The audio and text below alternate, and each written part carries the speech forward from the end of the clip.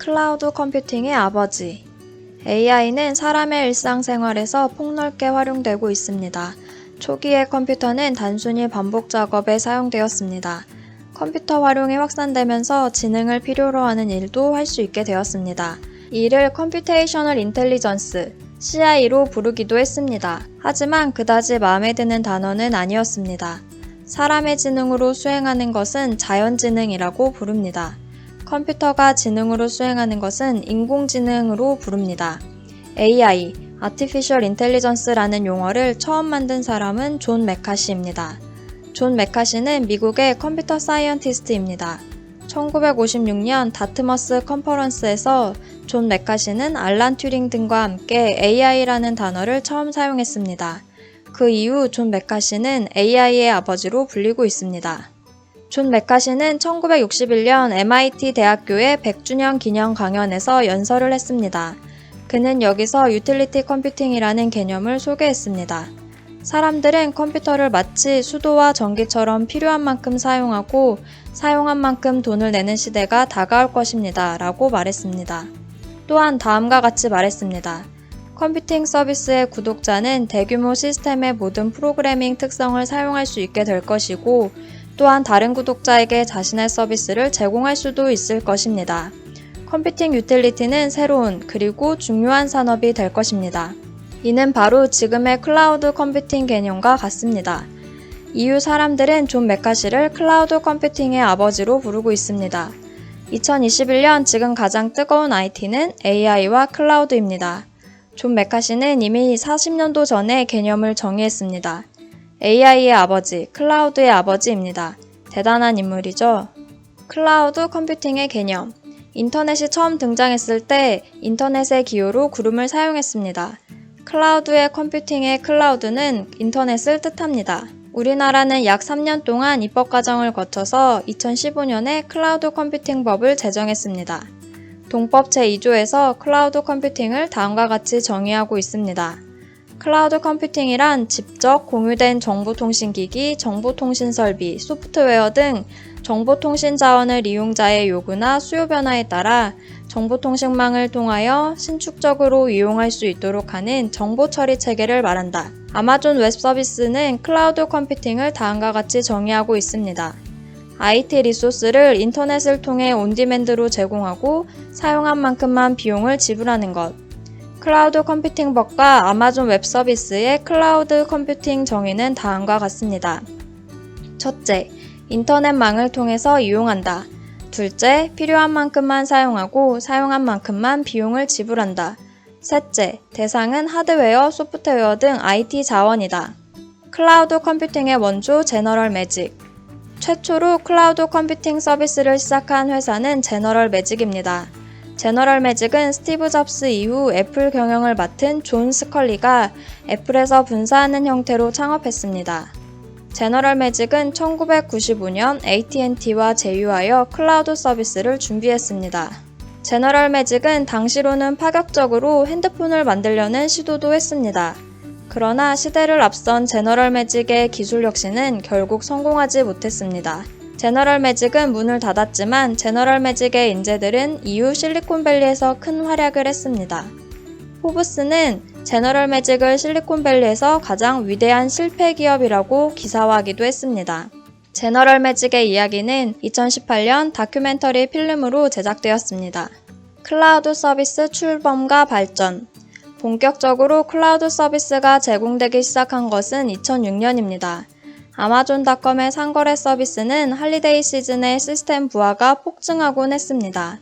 충분한 시스템 용량을 확보하지 않으면 할리데이 시즌의 늘어난 수요를 감당할 수 없습니다.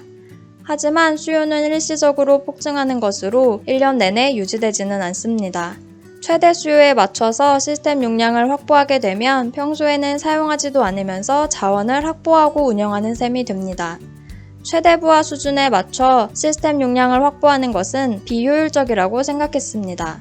2000년부터 컴퓨팅 자원을 여러 사용자가 공유할 수 있는 방식을 연구하기 시작했습니다. 그리고 마침내 2006년 아마존 S3와 EC2를 시장에 내놓았습니다. S3는 심플 스토리지 서비스의 약자로 아마존이 개발한 인터넷 기반 데이터 저장소 서비스입니다. EC2는 일라스틱 컴퓨트 클라우드의 약자로 클라우드에서 확장 가능한 컴퓨팅 용량을 제공합니다. S3를 이용하여 데이터를 관리하고 EC2를 이용하여 프로그램을 작동시킬 수 있습니다. 아마존의 클라우드 서비스는 아마존 자체 비즈니스를 위한 동기로 개발된 것이지만 인터넷을 기반으로 하는 모든 기업들에게도 필요한 혁신이었습니다. 인터넷으로 거래가 유입될 수 있다는 것은 비즈니스 관점에서는 큰 기회입니다. 하지만 IT 관점에서는 재앙입니다. 예상하지 못한 시스템 부하가 큰 폭으로 발생할 수 있고 이는 시스템을 멈추게 할 수 있기 때문입니다. 비즈니스 기회를 놓치지 않으면서 시스템도 원활하게 서비스를 제공할 수 있는 방법은 없을까요? 물론 피크타임에 대비한 시스템 용량을 구매한다면 해결할 수는 있지만 이는 비용이 너무 많이 듭니다. 최적화된 비용으로 비즈니스 기회를 붙잡고 IT 문제를 해결할 수는 없을까요? 방법은 여러 기업이 IT 자원을 공유하는 것입니다. 그리고 일시적으로 남는 자원을 다른 기업이 사용하도록 하는 것입니다. 단일 아키텍처에서 여러 사용자를 지원하게 할 수 있다면 모든 사용자들은 업무부하 폭증을 걱정하지 않고 시스템을 사용할 수 있을 것입니다. 이를 구현하는 기술을 멀티테넌시라고 합니다. 아마존닷컴이 부닥쳤던 문제는 인터넷 시대가 되면서 모든 기업의 과제가 되었습니다. 그리고 이를 위한 해결책은 IT 자원과 기술의 공유를 가능하게 하는 클라우드 서비스로 생각되었습니다. 이러한 흐름을 빠르게 간파한 IT 기업들이 클라우드 서비스를 공급하기 시작했습니다. 가장 빠르게 움직인 것은 마이크로소프트였습니다. 2008년에 마이크로소프트 애저가 발표되었습니다. 알리바바는 2009년에 클라우드 사업을 시작했습니다. 2011년에는 IBM의 스마트 클라우드 프레임워크가 발표되었고 구글도 구글 클라우드 플랫폼을 발표했습니다. 클라우드 트렌드를 이해하지 못하고 준비를 늦게 시작한 기업도 있습니다. 오라클은 2012년에 클라우드 서비스를 출시했습니다. 그리고 클라우드 서비스를 출시한 순서는 지금 전 세계 클라우드 시장 점유율 순위와 일치합니다. 아마존의 클라우드 서비스는 한동안 적자 사업이었습니다. 아마존닷컴의 상거래 서비스를 지원하는 측면도 있었기 때문에 아마존은 투자를 계속했습니다. 그리고 사업을 시작한 지 10년 차인 2015년이 되어서 이익을 내기 시작했습니다. 그리고 2020년에는 매출 453억 달러, 영업이익 135억 달러를 달성했습니다. 아마존의 전체 영업이익의 52%에 달하는 수치입니다. 전 세계 클라우드 시장은 매년 큰 폭으로 성장하고 있습니다.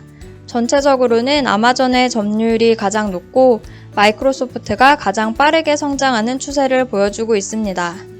클라우드 사업으로 이익을 내고 있는 기업은 아마존, 알리바바, 세일즈포스 정도입니다. 마이크로소프트는 클라우드만의 실적을 구분하여 발표하고 있지는 않습니다. 2020년 4분기 알리바바 클라우드 매출은 전년 동기 대비 50% 증가한 161억 위안을 달성했습니다. 현금 흐름에서 2,400만 위안의 플러스를 기록했지만 영업이익 기준으로는 20억 위안의 손실을 냈습니다. 사업을 시작한 지 11년 만에 플러스 현금 흐름으로 돌아선 것입니다. 2020년 4분기 구글 클라우드 매출은 38억 3천만 달러로 전년 동기 대비 46.5% 증가했습니다. 하지만 영업 손실은 12억 4천만 달러로 5천만 달러 증가를 기록했습니다. 2020년 전체로는 매출 130억 6천 달러, 영업 손실 56억 1천만 달러를 기록했습니다. 2019년과 비교하면 매출은 46% 증가했지만 적자는 46억 5천만 달러에서 56억 1천만 달러로 늘었습니다. 구글이 클라우드 사업을 시작한 지 10년차가 되고 있지만 아직 적자 사업을 면치 못하고 있습니다. 하지만 매출이 빠르게 증가하고 있고 이에 따라 손실 규모도 큰 폭으로 줄어들고 있습니다. 구글 클라우드의 매출액 대비 영업 손실률은 2019년 마이너스 52.1%에서 2020년 마이너스 42.9%로 개선되었습니다. 2021년 2분기 실적은 매출 46억 3천만 달러로 54% 증가, 영업 손실은 5억 9,100만 달러로 59% 감소된 것으로 발표되었습니다. 영업 손실률은 12.7%로 크게 개선되었습니다.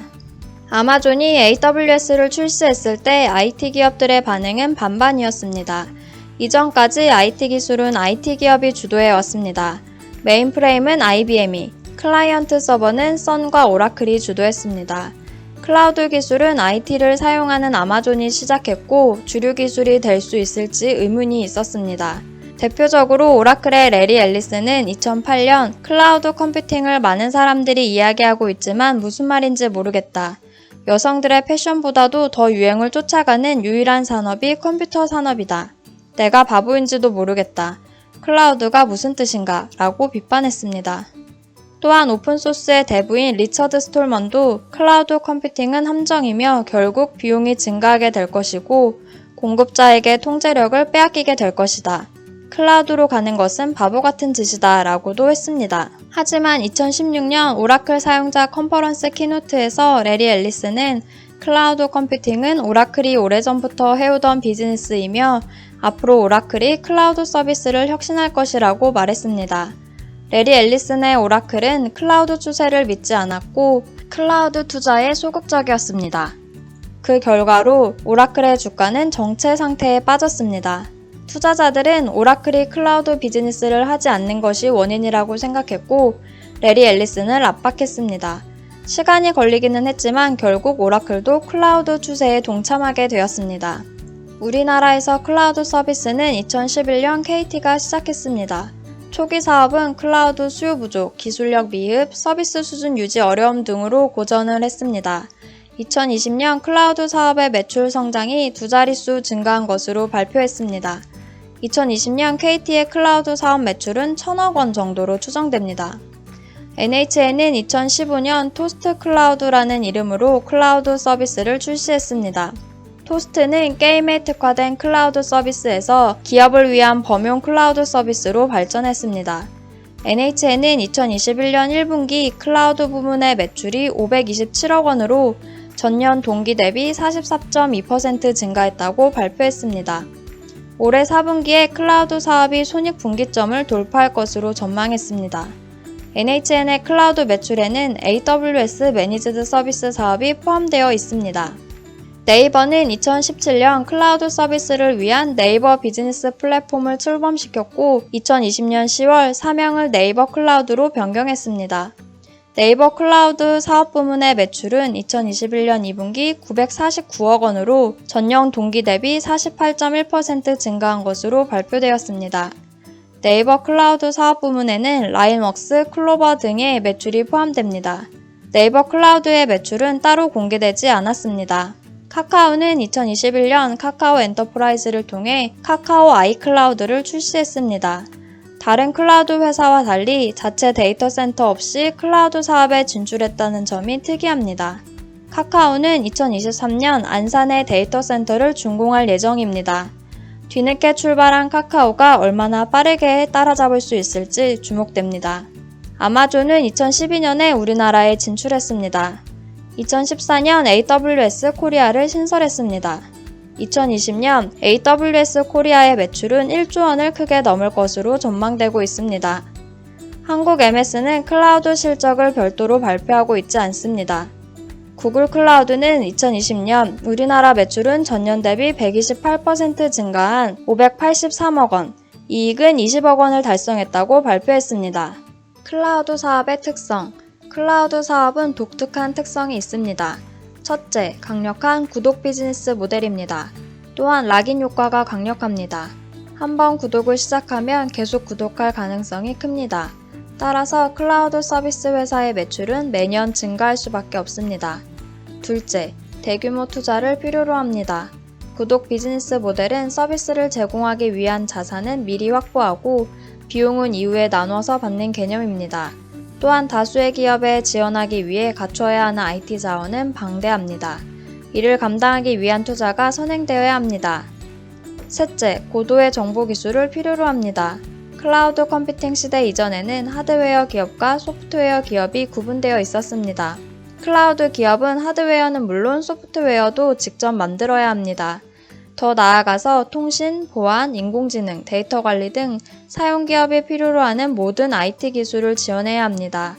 나아가서 복수의 기업이 단일 시스템 아키텍처를 무리 없이 이용하도록 해야 합니다. 그리고 사용하는 기술의 진보를 이끌 수 있어야 합니다.